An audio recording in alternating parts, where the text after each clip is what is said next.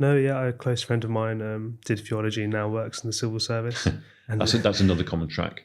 Yeah. So last year, a couple of people I taught have ended up with one on the Foreign Commonwealth and Development Office in the diplomacy track, and another working who passed the civil service exams on the back of the course. Yeah, that's interesting because the Foreign Office is a particularly very difficult part of the civil service to get into. But I imagine doing theology, you're slightly ahead of the curve. Well, this was precisely the point she was able to make at interview, that she had studied human rights on the course I teach. She'd studied religions and was therefore sensitive to the role of religion in geopolitical contexts. So she had certain insights and skills which gave her a slight edge on peers that were applying for the same training track.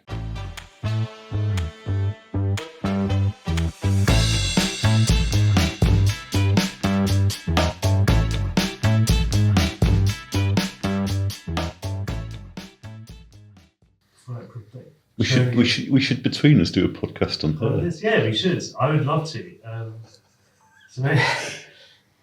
So in terms to kind of talk about how much I admire Simone Weil, I say I'm a big Sartre and Beauvoir fan, but if I had to choose one, I wouldn't hesitate and I would keep Simone Weil. Well, I mean, it's funny, they are all, of course, the same vintage.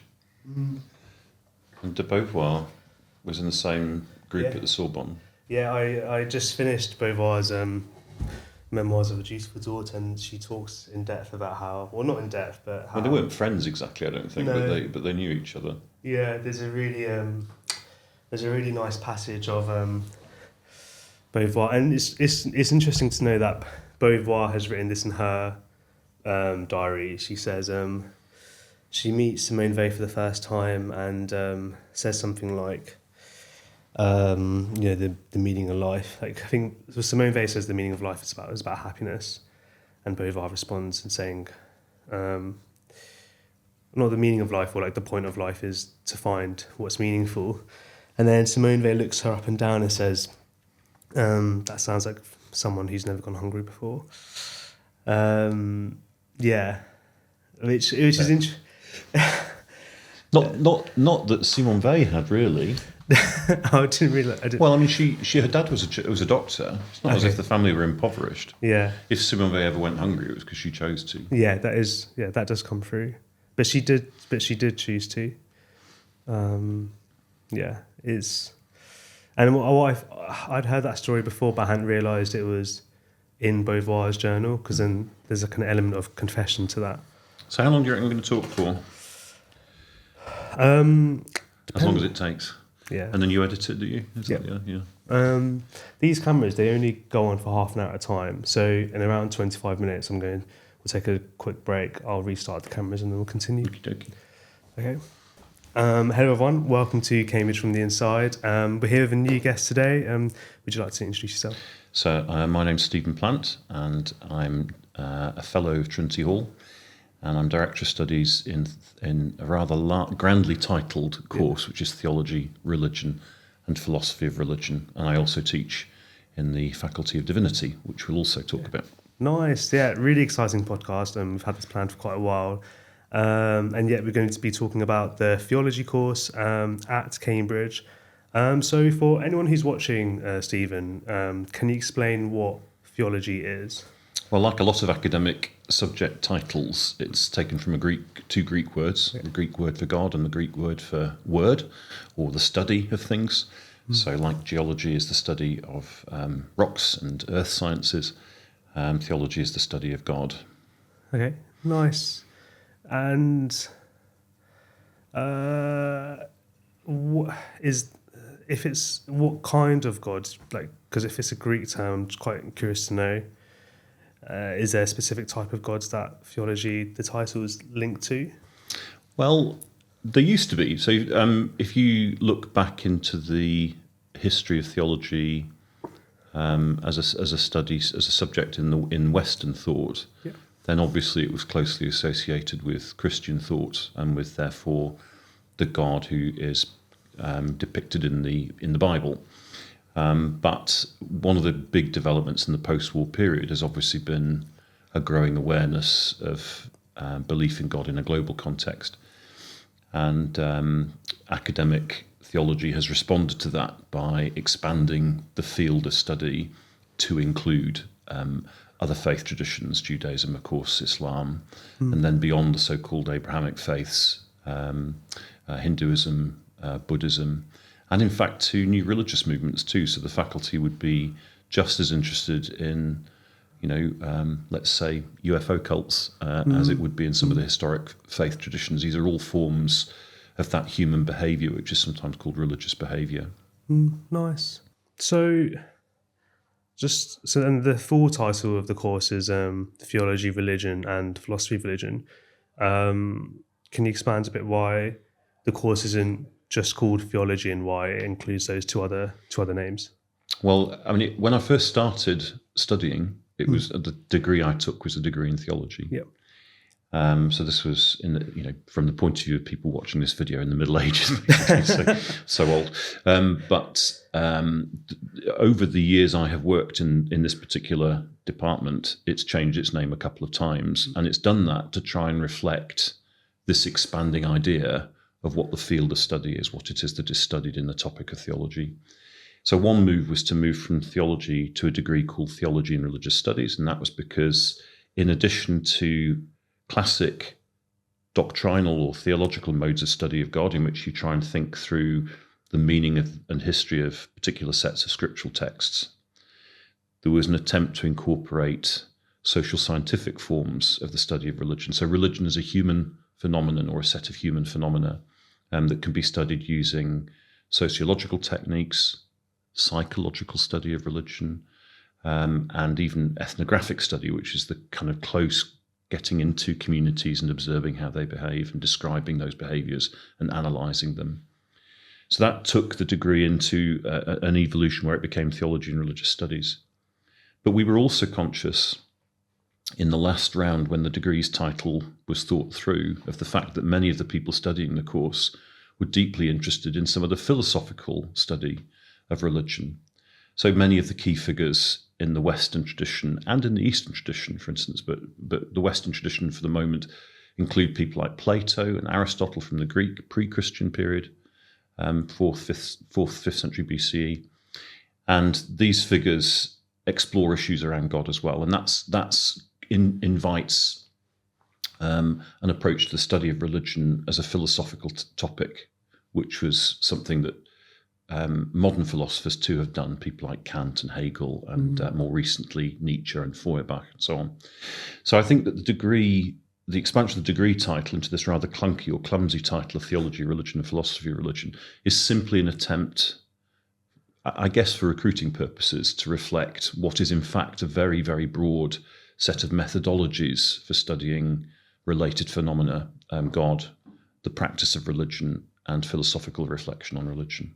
Nice. That's really exciting, and it quite neatly moves on to my next question. And I know a lot of people, myself included, when they think of a theology course at a university, they think they might assume that the course has a heavy focus on Christianity or is entirely focused on Christianity, but from what you're saying, that sounds like that's not the case with the theology course at Cambridge. It can be. In the case of Cambridge, students have quite a lot of responsibility for shaping the track they take through the 3 years of study. And for some students, they can focus quite narrowly on Christian theology. So they might, for example, take one or more papers in the first year, or we call them papers in Cambridge, as you know, but kind of courses they might take in the first year might be reflecting on either the Old Testament or the New Testament, the two component parts of the Bible, and the Tanakh is the name given in Hebrew thought, Jewish thought, to the Old Testament. And they might then take papers in Christian theology, and then they might do something similar all the way through the course. But it's equally possible to avoid Christian theology. You can, if you wish, take a route through the degree program in which you scarcely never encounter Christian theology, in which you specialise, for example, in Islamic studies. You might take Quranic Arabic rather than Greek, which is one of the languages that the Bible is written in. And you might study Islamic thought, and then you might explore religious studies focusing on Islamic communities and so on. So you can really shape the degree in a number of ways, and the idea that it's primarily Christian, I think, is no longer the case. In fact, we have if you look at the department now, I think I'm right in saying that for the first time in the current admissions round, which we're recording this in 2025, for the very first time we had more students who have applied who report that they belong to other faith traditions than to a Christian tradition. And of course, I've not done a statistical analysis of this, but my impression from teaching large numbers of students is that at least half, probably slightly more than that number, would identify as agnostic or atheist. So though we do have representative members studying the course from Sikh backgrounds and Hindu backgrounds and Jewish backgrounds and Islamic backgrounds and so on, it's also the case that we have large numbers of people who are very curious about the contents of the degree, but are curious from an agnostic or an atheist standpoint. Nice. And in terms of how broad the course is, if you're watching and you'd want to know what the course is like, we can include the links from the department website in the caption below. And you can see all of the course, the paper options of each of the years. And the theology department are quite generous in providing the different reading materials that they recommend students for each of the papers. So you can really get your teeth into what the course is like and see all of the different options of what we offer for theology if you were to apply here. One other question I had was, so it sounds like there's a huge amount of breadth in the theology course and across lots of different religions. And I think you touched on this in your first answer, but if someone has an atheistic outlook on life, are there modules or course options for them in the theology course that they might find interesting? Oh, absolutely. I mean, both because religion, whether you are yourself a practitioner within the faith tradition or not, is in itself an intrinsically interesting human phenomenon. I mean, it's very widespread. It's throughout history, religion has been a phenomenon of human life, and even today, it's difficult to get an impression of it in the British context, because the strong impression that many young people have is that religion is in decline. But if you look at this empirically through the study of the statistics of religious practice, that's really not the case. And while in the UK, participation in regular religious worship may be declining, that's no reason to assume that religious belief has declined. So as a human phenomenon, it continues to be significant. And if we look at geopolitical events, if we look at what's happening around the world, you can make quite a strong case for the ongoing importance of the study of religion for understanding, for example, conflict in the Middle East or what's happening in Myanmar, Burma. There's lots of reasons why the study of religion as a phenomenon helps you to understand the world that you're in. There are separate sets of questions about whether any of this is true. So there's the study of religion as a phenomenon on the one hand, and then there's the question of whether these issues are true. So for somebody from an atheist or an agnostic background, there are some interesting challenges if they study, for example, Jewish religion, because somebody from a non-Jewish background writing about Judaism might need to think through how they bring into play their own personal perspective on a topic. So they can study Judaism and its inner workings and make sense of it and analyze it. But the question of whether what Judaism teaches, for example, is still something which might be something an agnostic stroke atheist student might want to wrestle with. I guess that's also the case of if you believe in a particular faith and you're writing about that faith, you might have I don't use the word bias, but a certain perspective on your own faith that someone who doesn't believe in that faith, you would have different perspectives. And I think it's important to be really conscious about that. So if I'm teaching I happen to teach in the area of Christian theology. I'm not a specialist in Judaism or Buddhism or any of the other faith traditions.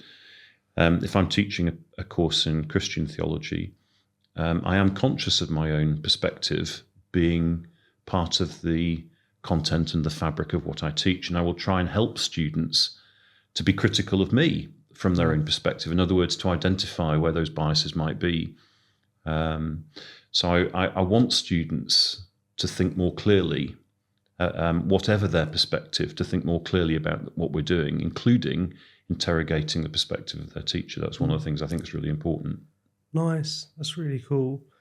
One thing you were saying about that there's a huge component of philosophy of religion in the course that students can undergo, can choose modules in, choose papers in. And so if someone's interested in philosophy of religion, they're interested in like Kant, Hegel, Nietzsche, as you were saying, though, is there a lot of philosophy of religion from like Christian thought? What I'm trying to say is there a gain for someone who has an atheistic outlook on life to read Christian texts, even if they don't in the end of the day believe Christianity is true, but still a lot to gain from Christian texts and other faiths as well? Yeah, I mean, for a couple of reasons, really. So if you think of a text, well, let's take the text that my own tradition is linked to, which is the Bible. These texts, which began to be written, let's say, about 1000 BCE, and were concluded, let's say, in the early 2nd century of the Christian era. So they span just over 1,000 years. But the history of the reading of these texts is a further 2,000 years.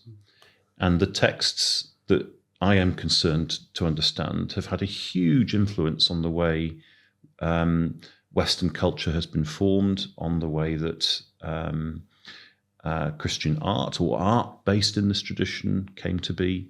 So, famous pieces of art like, I don't know, the Sistine Chapel painted by Michelangelo.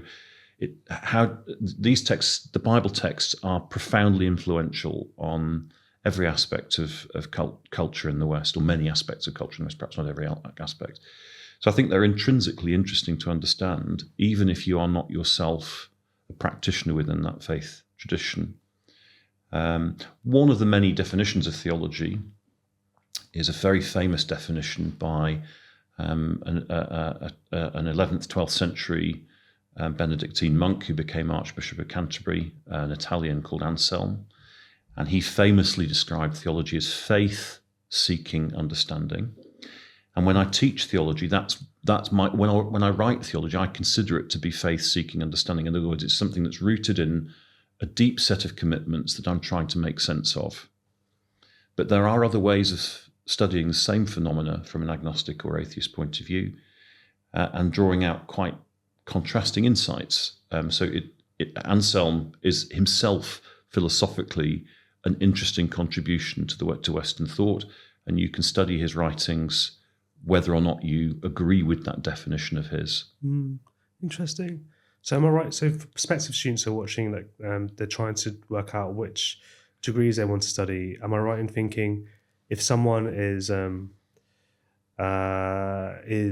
interested in human nature, or they have certain beliefs, not necessarily religious beliefs, and they're seeking understanding, then theology is a course that they should at least consider? I think so. Look, I'm a bit biased. It's my department. It's a subject I've committed most of my working life to understanding. So it continues to be deeply interesting to me. So this is one of those areas where I have a certain bias. What I can say, again, sort of just trying to be objective, is that the methodologies employed within my department are very varied. So we have colleagues who work on the close understanding of biblical texts at the level of the words that are used, the language. So how, for instance, Sanskrit or Quranic Arabic or New Testament Greek or Hebrew texts. So you might say philological study, the study of these as historical texts. You've got historians working in the department, people whose primary specialisms are historical. You've got philosophers reflecting on religion, and you've got expert social scientists using empirical data gathering, both qualitative and quantitative data gathering using social scientific tools. So that is an extremely broad range of methodologies that are being brought to bear on religion as a phenomenon, or as a set of phenomena. And in some ways, it's the closest degree in Cambridge to what in other universities is taught as liberal arts, where you can pick and choose from courses taught within different departments that may employ different methodologies. So a student in Birmingham, for example, studying in a liberal arts course might well take a course in sociology. They might well take a course in history. They might well take a course in geopolitics. Well, you can do some similar things in this particular degree track.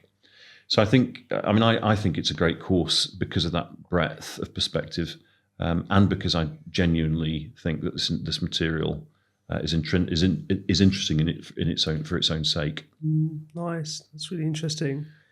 There's lots to pick out to unpick there. And one thing I was thinking is that I can imagine someone who's watching this, who's thinking of studying history and find people interesting and what's happened in the past and how we've arrived here, that they're those kind of questions they're excited about. I can imagine the theology kind of enables someone to answer those questions as well. Yeah, it might well, and classics as well. It's so because certainly for Christian thought, the first century is very, very important, and it's the first century of the Mediterranean world.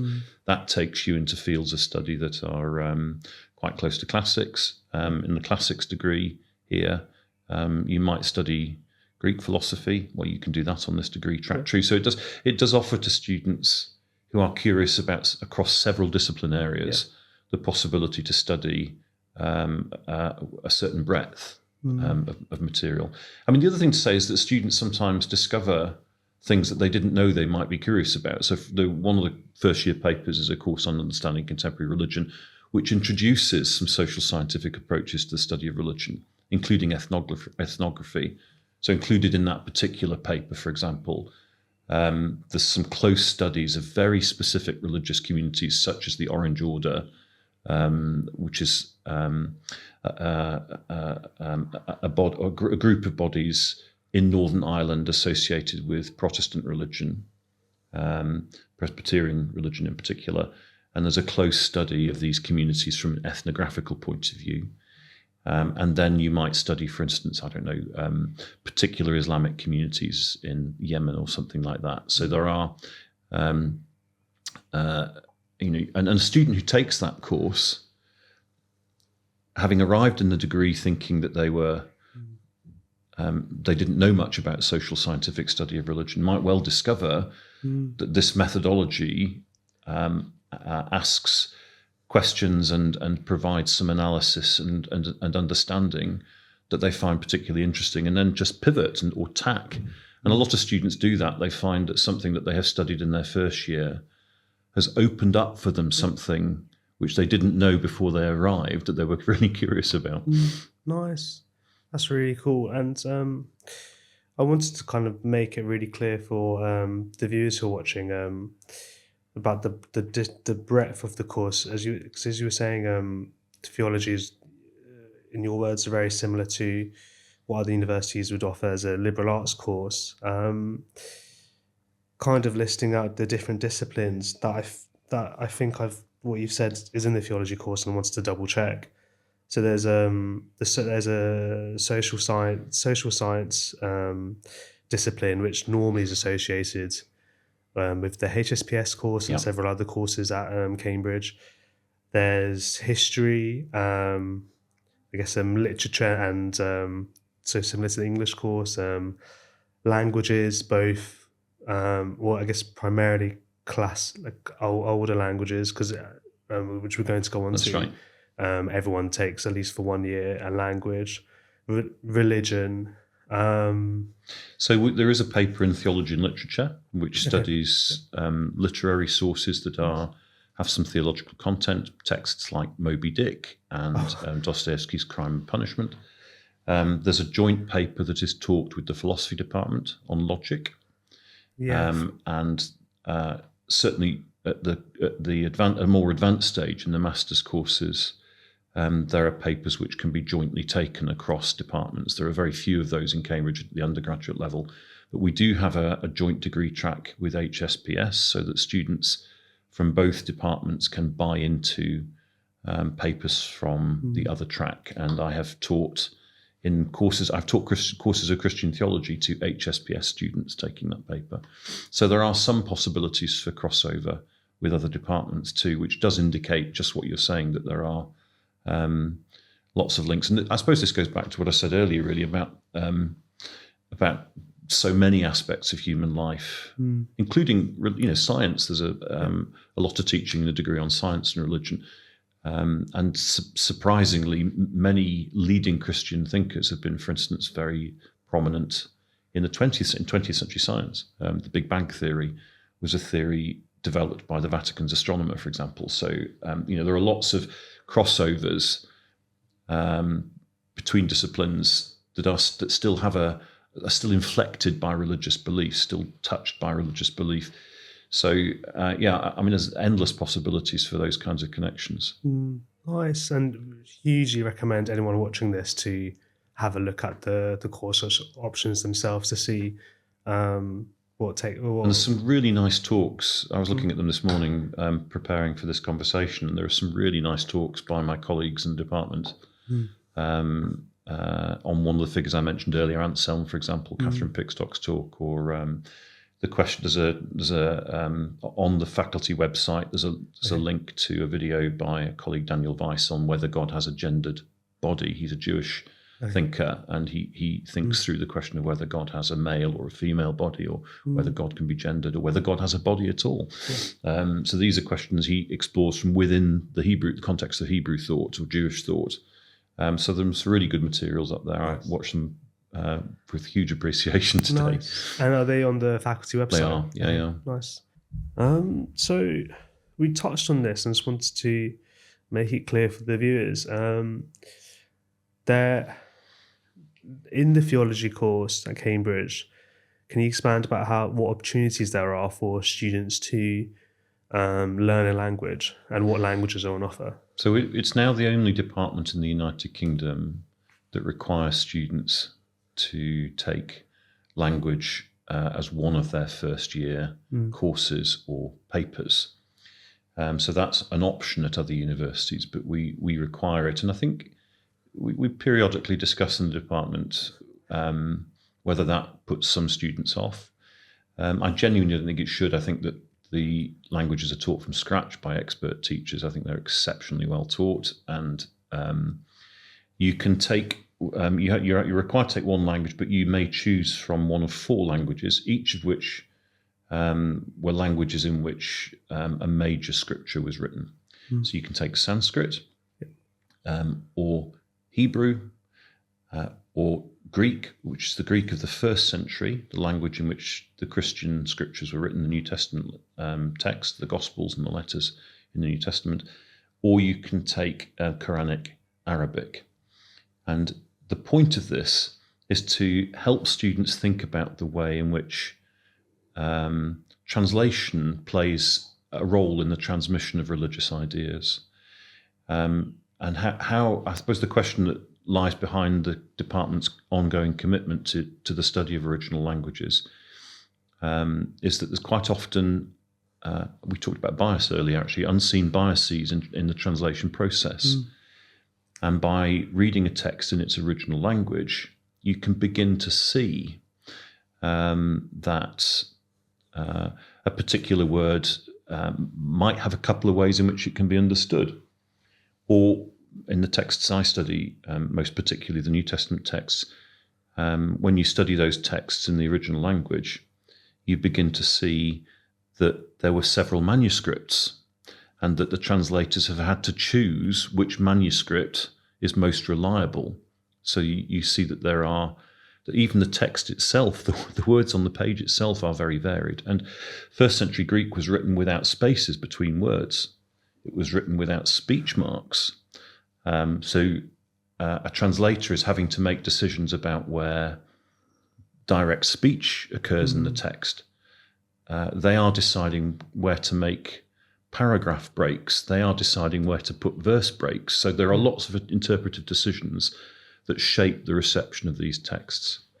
So I think the department's ongoing commitments, as I said, to studying scriptural languages in their scriptures in their original languages is because we think that the study of original languages is yields such important insights into how religious ideas are transmitted. And I've got the list here. There's Hebrew, New Testament Greek, and Sanskrit, which I thought was really, really cool. I think a lot of people would be quite... It's quite challenging. Very few students do it, actually, but there are usually a few in each year who wish to. And and then if you want to, you can take these languages at an intermediate, having taken them at an introductory level. If it's something a student really takes to and enjoys and finds illuminating, they're able to then pursue study in the second year of the course and then in the third year of the course. And by the time they reach the third year of the course, they're working at a genuinely an advanced level, much greater than I ever studied. I only did it for a year, but they're working at really an advanced level. Nice. And just out of curiosity, because I imagine you've seen lots of theology students come through the system. What are the most common or most interesting pathways you've seen students take through the course in terms of module choices? Yeah. Is the language... Well, you're right. I've been here a long time here at Trinity Hall as a director of studies, and I was a director of studies before I came in other colleges. So yes, I've seen a huge variety. I've seen students who who never study Christian theology, for example, and others who track through the degree largely looking at religion from a Christian perspective. So I've seen students who absolutely take to the religious studies aspect and some who don't. I've seen some who love the languages, some who struggle a little bit. So yes, huge variety. Actually, this may be leaping ahead a bit, but you can see similar variety in what students do with the course once they've completed it.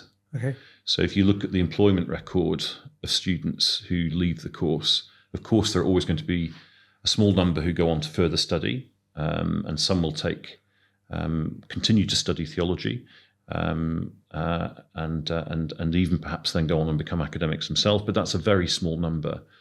The great majority of those I have taught have transferred skills used in the degree into other courses. So, for example, by doing accountancy courses, quite a significant number will do law conversion courses, and then, as you might if you had studied history or English or another humanities subject, move into law as a subject to study and become either solicitors or barristers. I've had students from Trinity Hall go into traffic management and road planning, into teaching, of course. So a wide range of employment tracks. That's pretty much as many types of employment as you can imagine. Now, one of the courses I teach, again, we'll probably come on to this, is a course on charity. And on that particular course, a lot of students are very interested in working in non-governmental organisations or international non-governmental organisations. They're interested in working perhaps in the UK charity sector, which is a very big employer in the UK, in a variety of different roles. So again, the subject can be a launch pad for lots of different careers.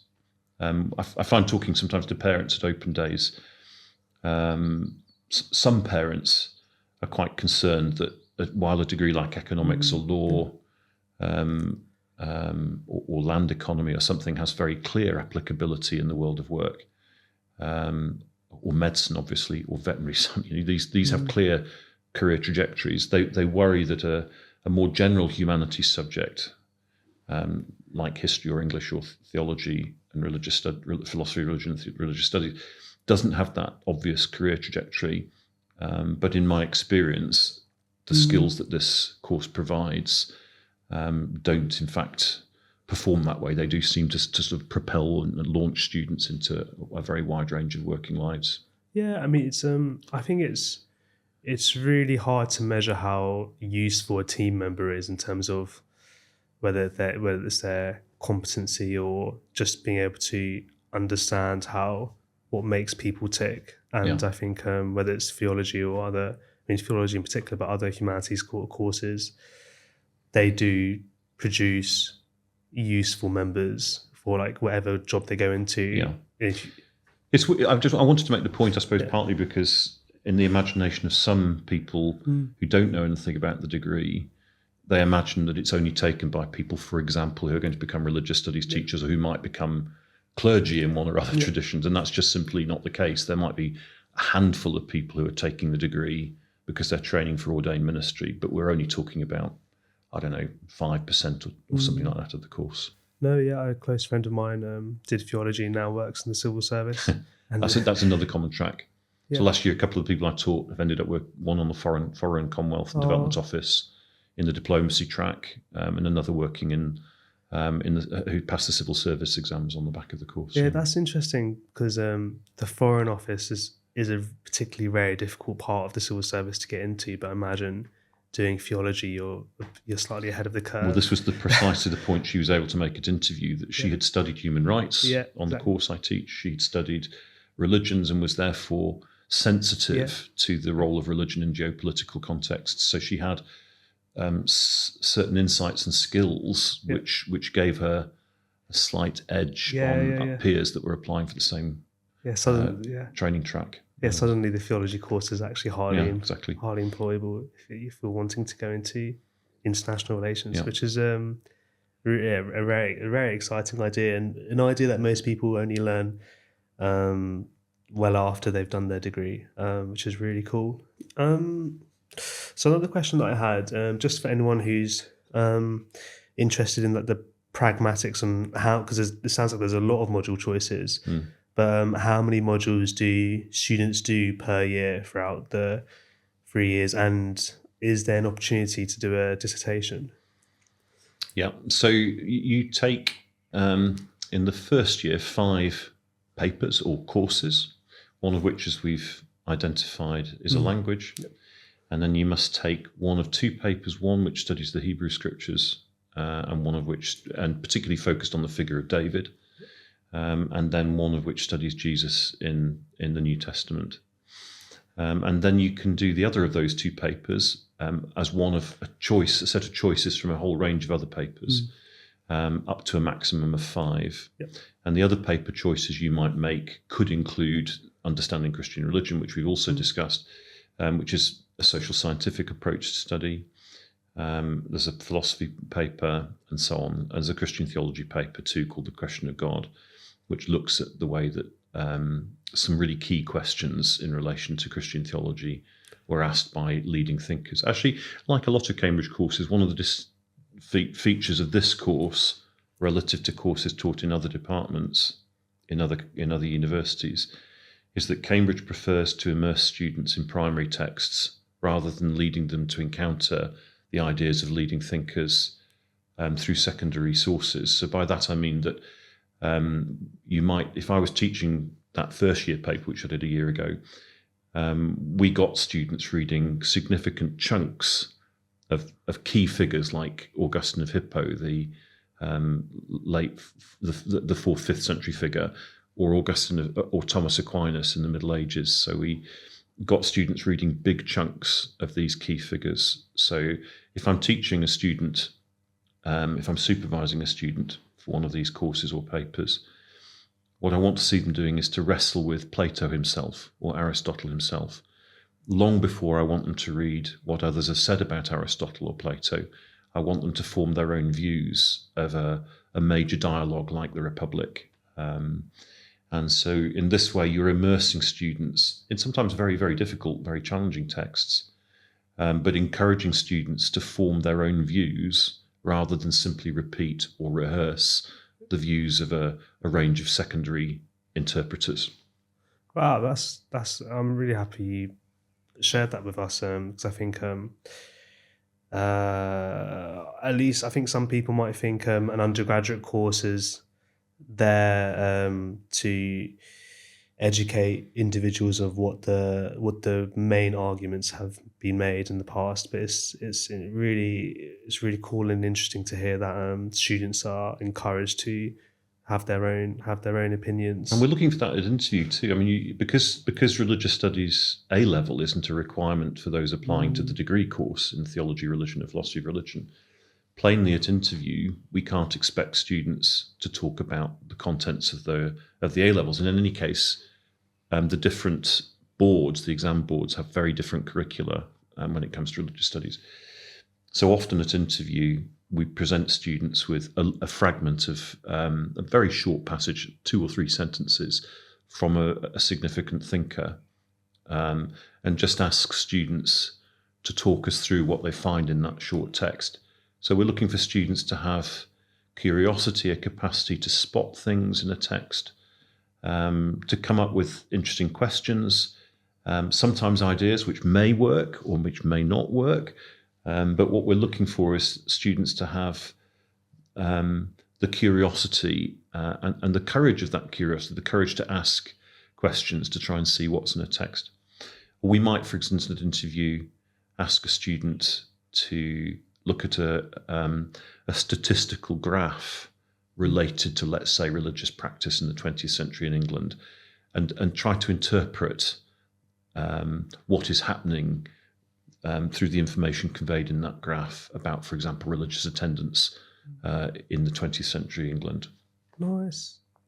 On with the topic of like applicants and interviews, do you get a mixture of applicants who have taken more sciencey A levels and maybe coming from a more scientific approach in their interview, or students who are taking more humanities levels and might more used to? I think a majority will have taken humanities subjects, but honestly, I don't think it matters, because the degree is one in which you might, for example, have studied a language at A level, which should give you an understanding of the way language works that could be helpful for one of those language papers in the first year.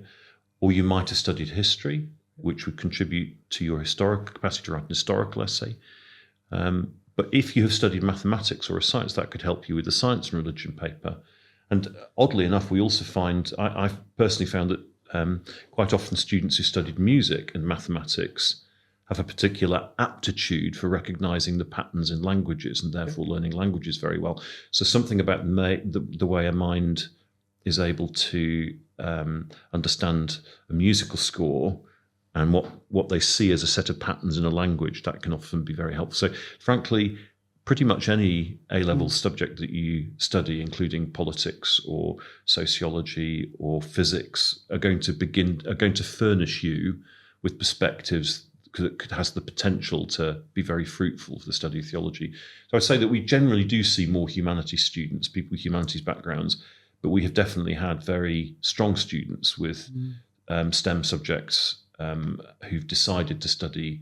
So, I mean, a physicist, for example, might very well become curious about a former student of this college, Stephen Hawking, and his understanding of the beginning of time. And that raises philosophical and potentially even theological questions. So I can see why somebody from a physics background might well bring to the degree some interesting questions too. Yeah, no, definitely.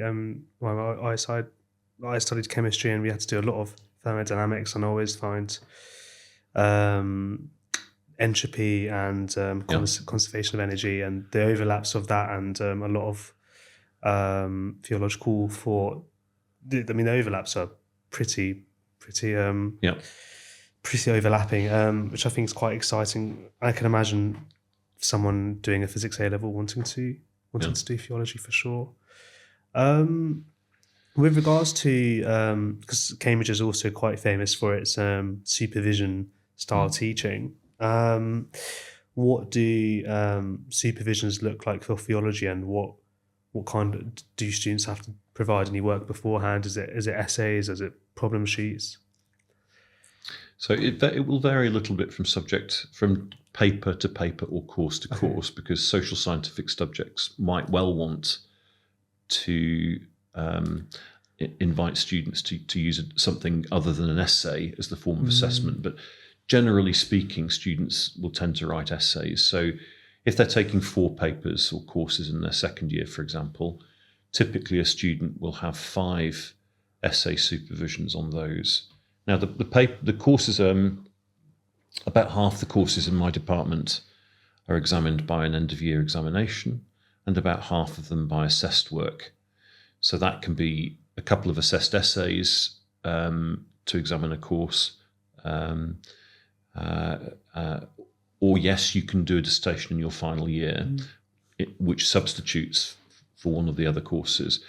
But roughly speaking, most students will do at least 1 and sometimes 2, which is to say half their assessment in a given year, using assessed work rather than examination. And students sometimes do prefer one assessment method over the other, and that could influence their choice of course or paper. The supervisions themselves are usually in groups of 1 or 2 or 3, and a student would produce an essay which they give to their supervisor in advance. And I genuinely do think this is a really good learning tool, so long as students can be released from the pressure of thinking that they have to produce a finished piece of work, and instead see a supervision essay as a learning tool, so they don't pursue perfection, or they don't think that perfection is reachable, but they try and produce something which can be the basis of a good discussion. And that means that a student would what you can see in a supervision is that you can assess very clearly whether a student is doing the work they need to do.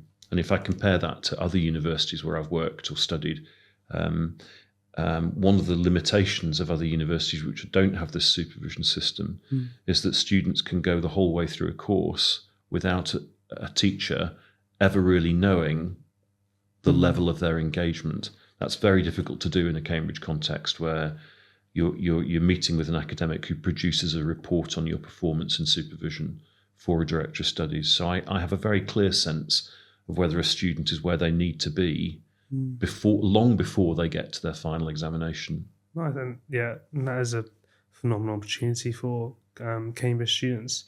Are these groups, are the supervision groups, 1 teacher to 2 students, 3? Typically 1 to, I mean, it will vary from degree track to degree track. Yeah. My department's pretty small. We've only got about 40 students in each year cohort, so about 120 altogether in the degree track as undergraduates.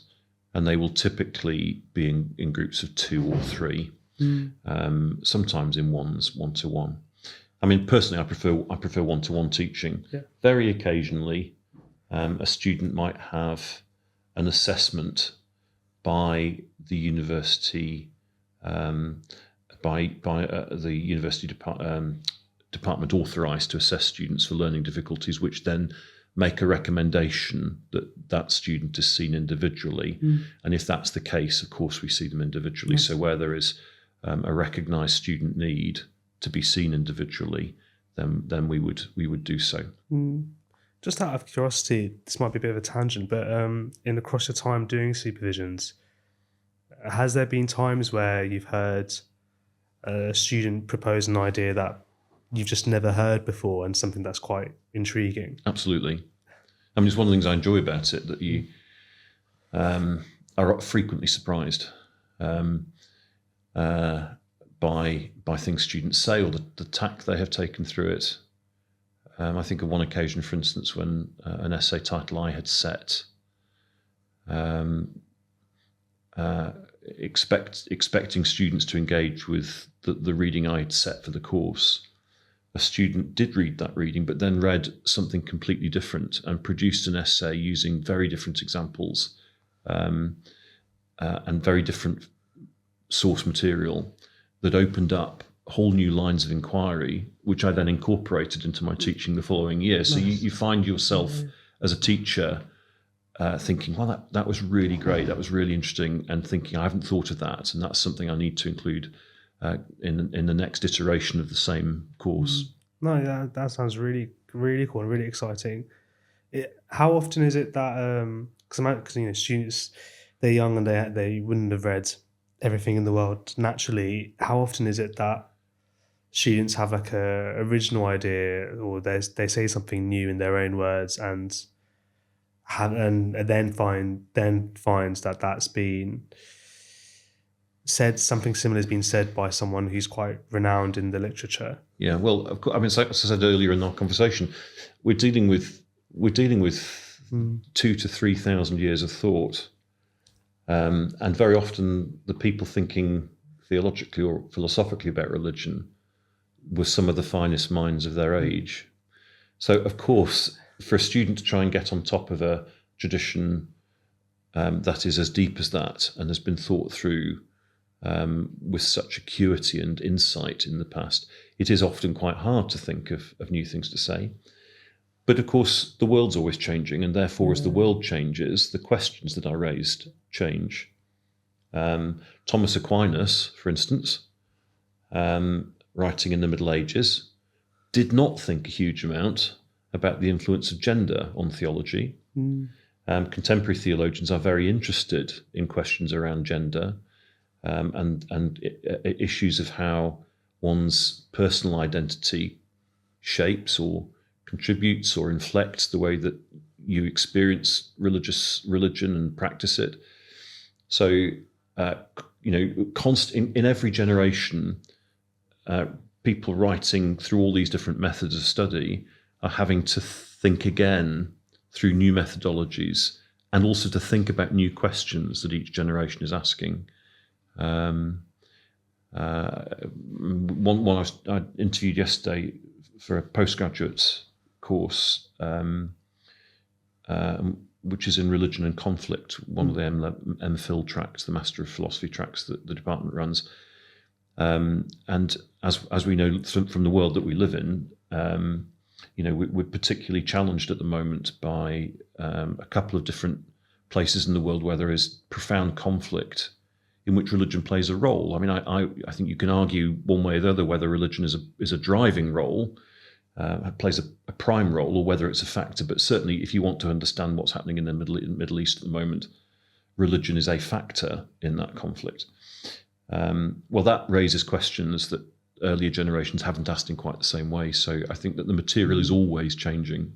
Nice. So I think there was like two things I heard there, that times are always changing. So responding to our contemporary moment is inherently new, and then there are opportunities for people to produce new work or original work.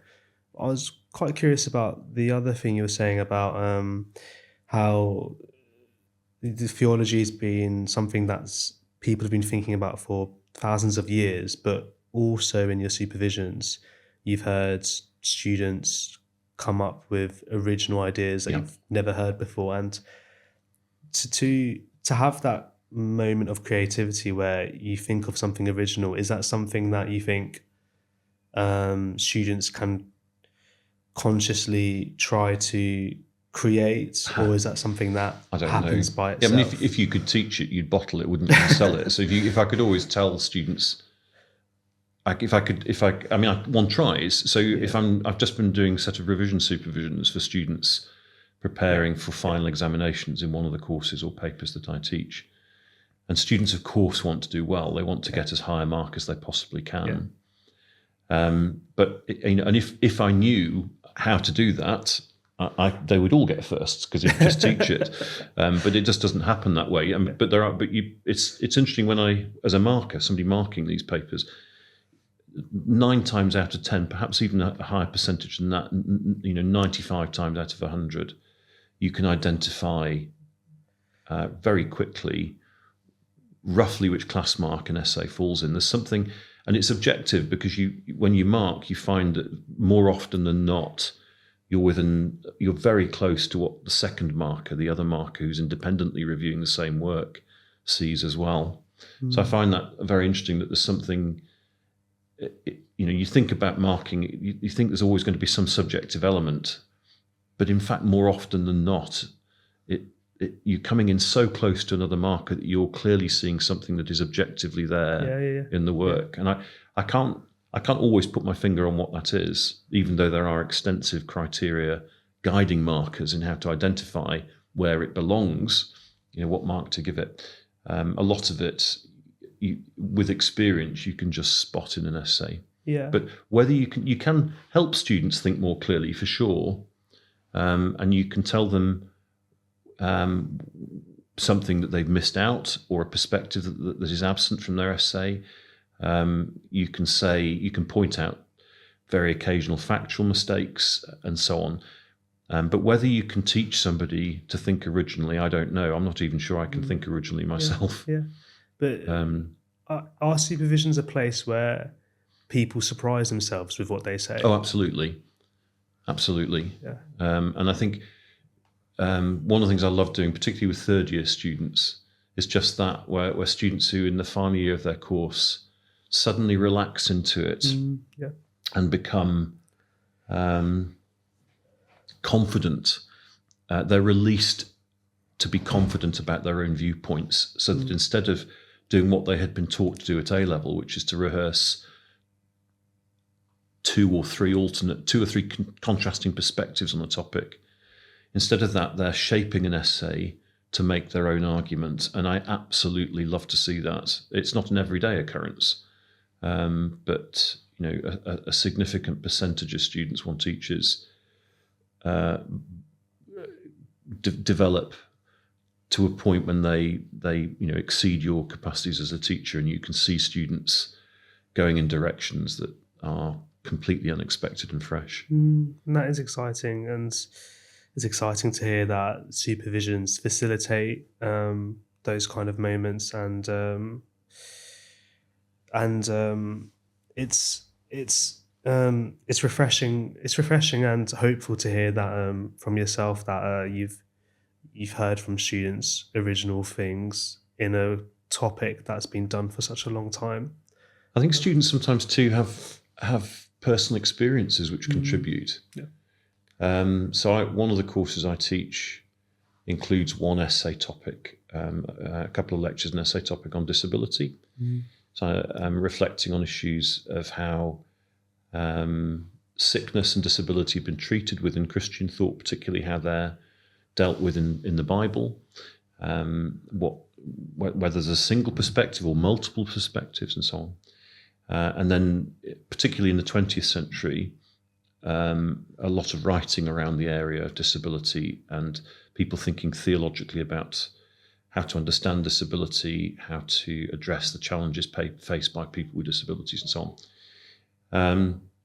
Well, one of the students I taught this year has a brother with Down syndrome, and we talked in supervision about how that experience contributed to his perspective on disability, and have been able to reflect on, and in consequence of that, he's been able to include in his own thinking how his experience of his brother has led him to think about how Christians ought to teach, and Christians and others ought to reflect and work with and live with and welcome people with disabilities. Nice. I think because we've been talking about creativity and the idea of play, and I think it's actually it's a third year. There's a third year module in the theology course called the play of imagination, which I imagine overlaps with a lot of what we've been talking about. Yeah, it's a paper I don't know, I'm afraid. No, but that is interesting. It's and this is a massive tangent, but it's something that I think about often, because with creating the podcast and communications and guest journalism, there's lots of different ways people approach the idea, and most people, especially with journalism, they have like a very a strict script, a strict idea, and they follow the plan. Whereas I've always believed in having like a rough sketch and kind of trusting the process and see what happens. And I think creating an environment where people can be open and speak freely, then you do have these very authentic and new and genuine moments, which if you try too hard, if it's too contrived, it's difficult, which I can imagine is... Well, it's both and, isn't it? It's both and rather than either or. Yeah.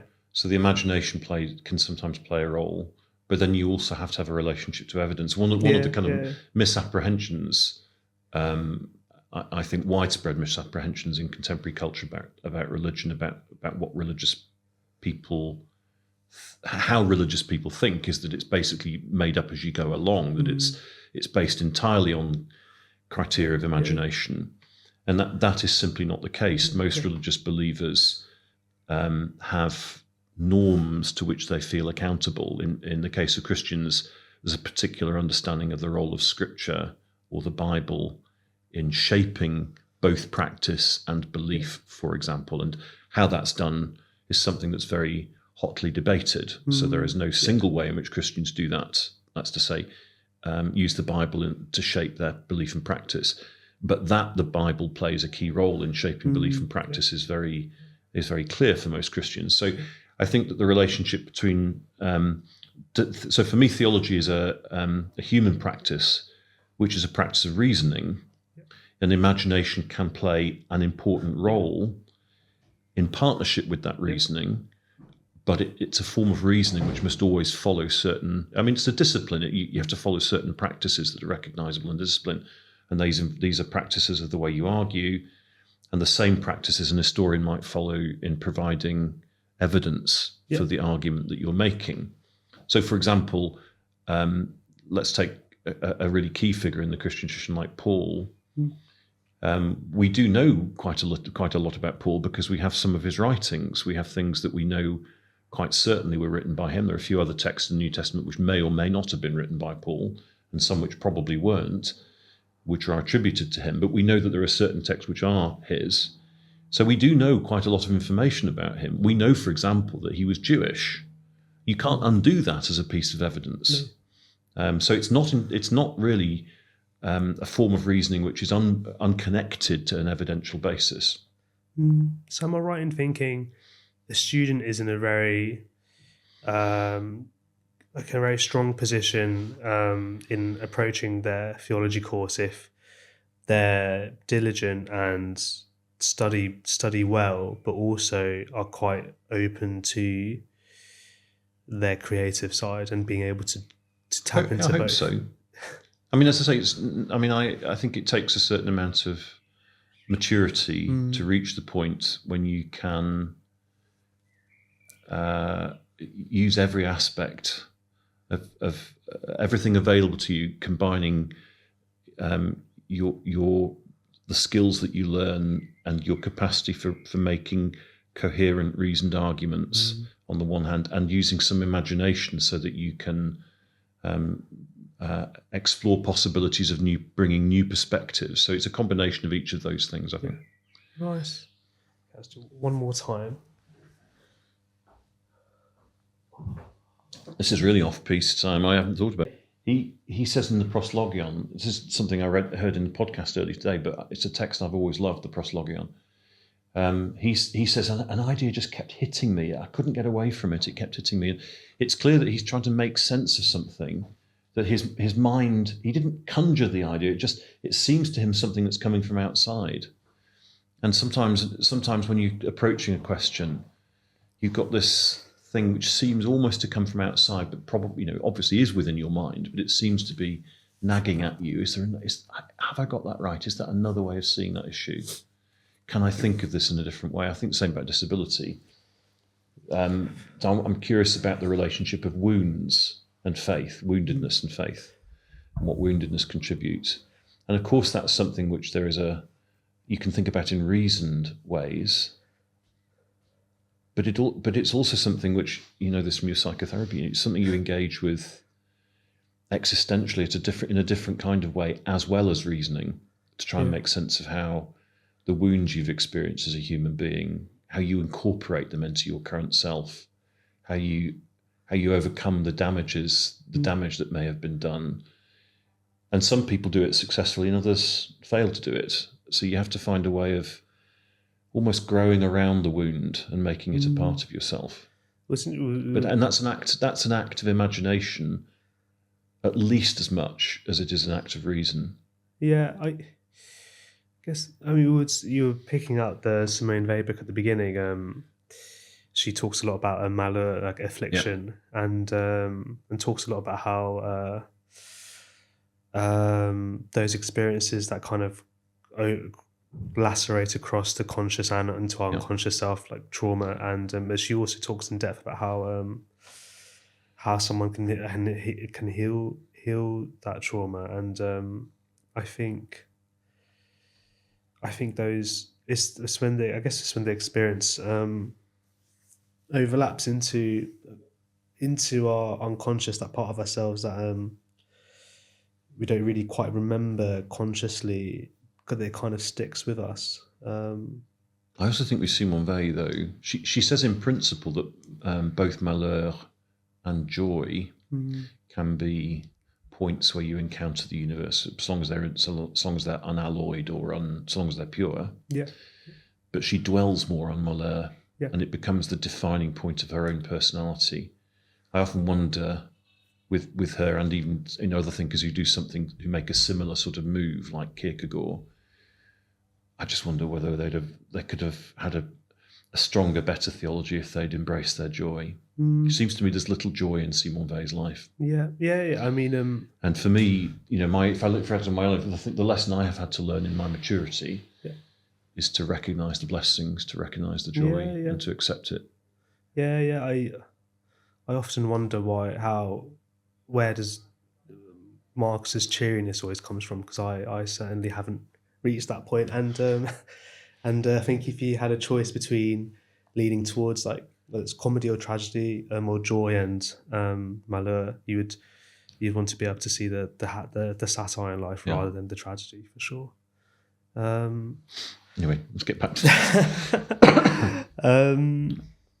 So Cambridge has a reputation for being a place where, if you're studying philosophy, you're studying analytic philosophy, very like a logic-based stuff of arguments that are empirically verified, and that it's not a place to study continental philosophy. But that isn't entirely true, because there's a lot of opportunities, it seems, to study continental philosophy in the theology course, if I'm right. I think especially in the self and salvation in Indian Western thought. I was wondering if you could expand the opportunities there are for students in studying continental philosophy and theology.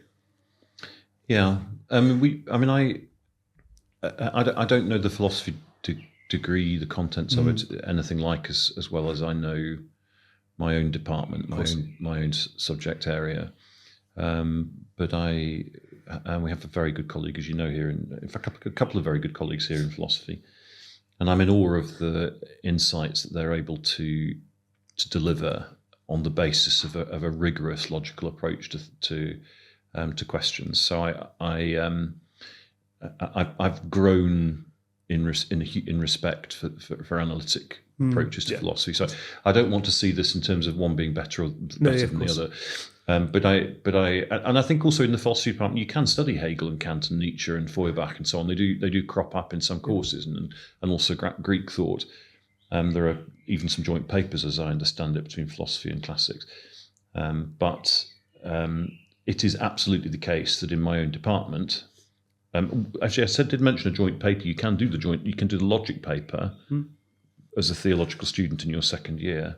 So there is a recognition that paper gives to students some very useful tools for the study of theological disciplines. But it's true too that you can, in my discipline, I mean, I've worked on Hegel, I've worked on Nietzsche and so on, I've written about Nietzsche. And I find, which would take me, if we had time to do this, down a whole other rabbit hole about the way in which 19th century atheists were so much better than 21st century atheists. I think Nietzsche is a really superb reader of the Christian tradition, and so many of his ideas as a philosopher, like Feuerbach's, come because they know the Christian tradition so intimately that the criticisms they're able to make are as effective as they are because they know the contents of theology far better than contemporary atheists. So many contemporary atheists really have never read any serious theologians. They've never seriously read Aquinas. They've never seriously read Augustine. And therefore their criticisms are correspondingly shallow compared to Feuerbach and Nietzsche and so on. So I think there is a lot to be said, as we said much earlier in our conversation, even from an atheist point of view, you can sharpen your atheism the better you know religion as a phenomenon. Nice. And so just like to make it clear for anyone who's watching and they really enjoy philosophy, maybe they're trying to find their fitting in what kinds of philosophy. If someone's thinking about studying philosophy at university, do you think they should consider the theology course at Cambridge?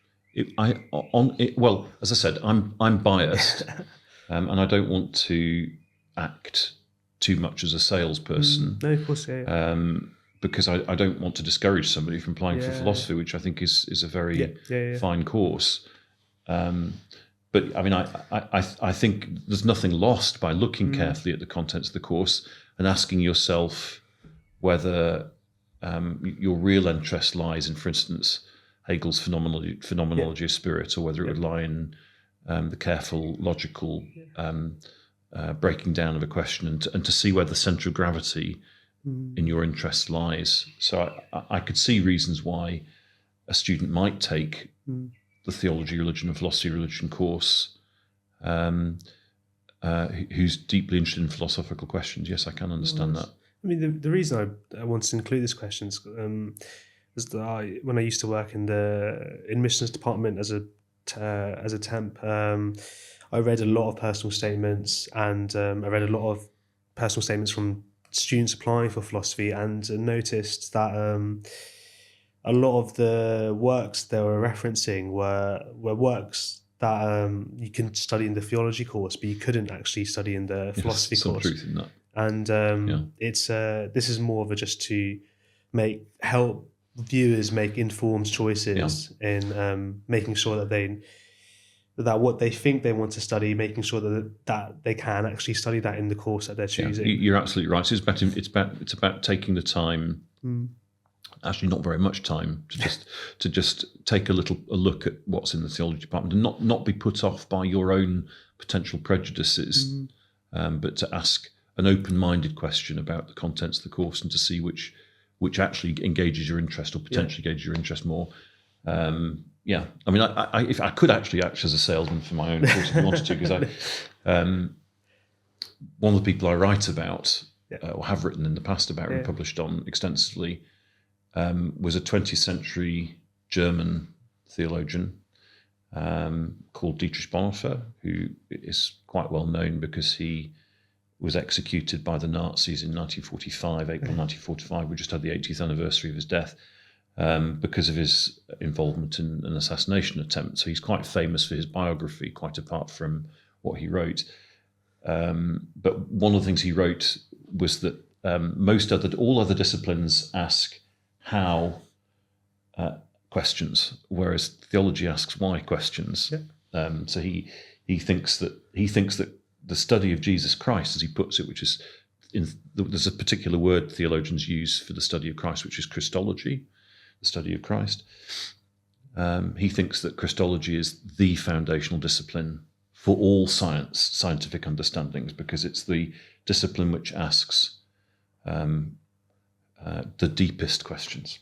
And if I was selling my discipline, I could do that, but it probably would be taken as overkill by most people. It's been really interesting going into the course. But I mean, talking about there's the next question that we have here. Talking about modules that you teach, you were mentioning that you teach the charity and Christian theology course. Could you share us what that course involves, and is it a third year course? It's a third year course. I've taught over the years. I've taught so many papers in the department, often covering for leave. So you sometimes end up lecturing on papers that already exist, or courses that already exist, and you're given the curriculum, and then you teach through a curriculum which another person has practically put together or designed. And I don't mind doing that, but this paper that you've mentioned, which is a paper titled Charity, which is itself, by the way, a problematic word, because in the English language, it's used in several ways. Its original meaning in Latin, caritas, is just a word for love. Okay. And it's only really in the modern era, from the 17th century onwards, that it acquires in English this more particular meaning as a practice associated with benevolence, and then subsequently with institutions which practice that benevolence in a particular way. So the word charity is used, so to speak, in inverted commas, because a lot of the course is problematizing the term. But yes, that's a paper I've designed, and it's a paper really in two quite distinct halves. The first half is largely historical, and we look at why, from the 1st century to the 20th century, why particular thinkers at various key turning points in the Christian tradition have thought that you should remember the poor, or think about the poor and help the poor, help those in need. And we see that the ways in which somebody in the 1st century would have answered that question or understood what they were doing when they gave or helped the poor are quite different to what somebody in the 20th century might think, or 21st century. And then in the second half of the course, it's much more applied. So we look at issues around, I've mentioned disability already, around disability, around human rights. So a key turn in contemporary dialogue is rights-based approaches to charity, or rights-based approaches to international development, if you're thinking about this in the international context. And we think about issues like the ethics of giving. How do you maximize the benefit of your giving? How do you approach that philosophically? Does Christian theology contribute anything distinctive to the question of how you understand what you're doing when you give, and how you maximize the impact of your giving, and so on? So we think about more applied or practical issues. Actually, this is a good example of the way in which questions change as time goes on, because in the last 12-month period, we've seen bigger changes in the field of international development than any point in the previous 2 decades. The massive cuts made to US aid in recent months by the Trump administration provides an indication of a very changing attitude to aid, and the aid of large-scale government, the era of large-scale government aid looks as if it may be evolving into a new stage. So that's a good example of the way in which changing circumstances mean that next year I'll have to teach the course in a different way. So that's one of the courses I teach. But I generally work in the area of Christian theology, a little bit in ethics as well. I teach some of the ethics courses, or have taught some of them. Nice. And the other question we have, the next question, is if you were to do the undergrad again, which modules, or at least in the final year, which modules would you choose? Well, this is a really difficult question, because of course I've got colleagues who might well watch this, and they might well be pleased or unhappy about my answer. And I also thought this was one of those questions which you gave me a bit of prior notice of, and I couldn't. I was trying to think to myself as you asked it, whether I would take courses in things I knew nothing about. So I don't know. I know very little about Buddhism, for example. So maybe I should favour courses that I know absolutely nothing about, or would I take courses that would contribute to where I am now and to what the questions I'm asking now? And I think I'd give a different answer to your question depending on which of those two bases for an answer I might be working with. I mean, if out of my personal interests, I'd be really interested to take the New Testament Christology course. I'd be really interested to take the paper on British Reformations, which is a new paper, first time it's run this year. And it's a very interestingly phrased paper. It's a joint theology history paper. It's jointly taught with the history department. And it's called the British Reformations because what happened in Scotland, very different to what happened in England in the 16th century, very different again to what happens in Ireland, for example, and it's differently inflected in Wales even. So there are different accounts of what's involved, and it's called British Reformations and their discontents, because there are some profound critics of the Reformation in Britain and the way it occurred, and some contemporary historians who've profoundly regretted that as a development in British history. So then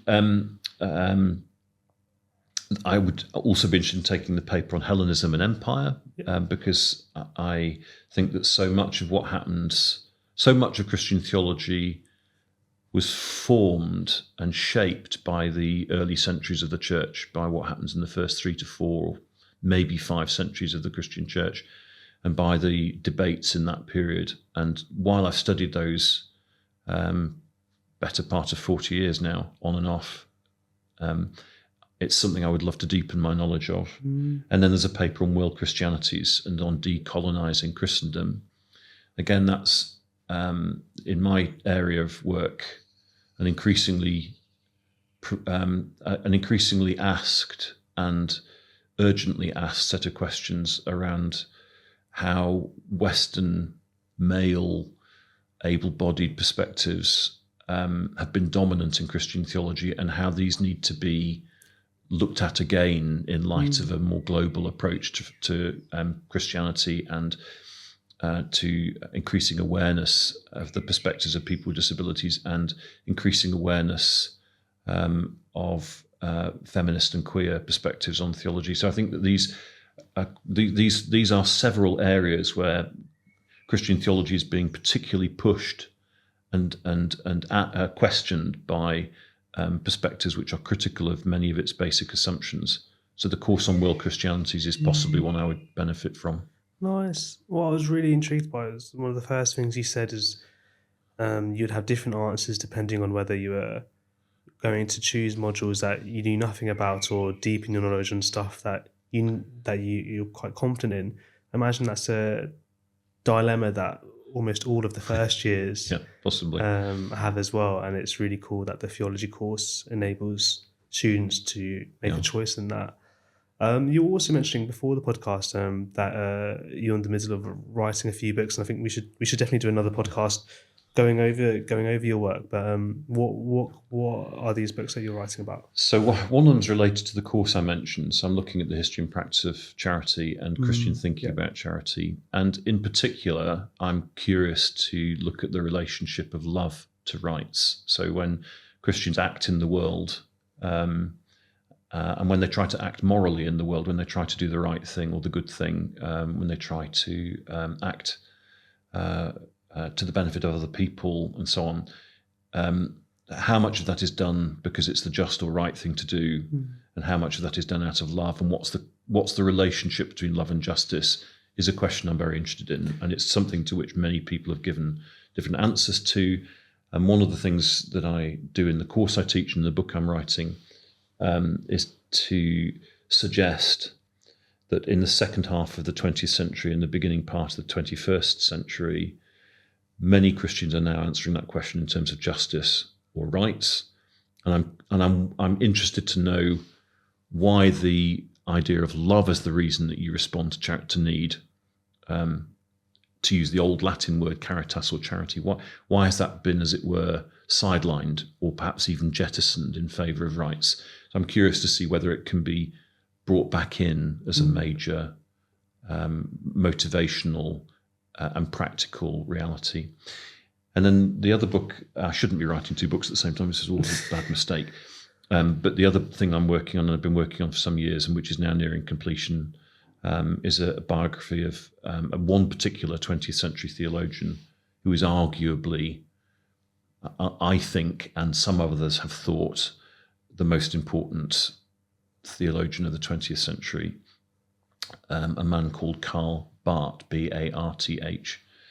And just one thing to say about that has been, it's been interesting for me to write a biography, because that's meant that I have had to develop archival skills and historical research methods, which are a little bit different to what I've used to been doing. I've normally written books that don't involve quite so much archival work.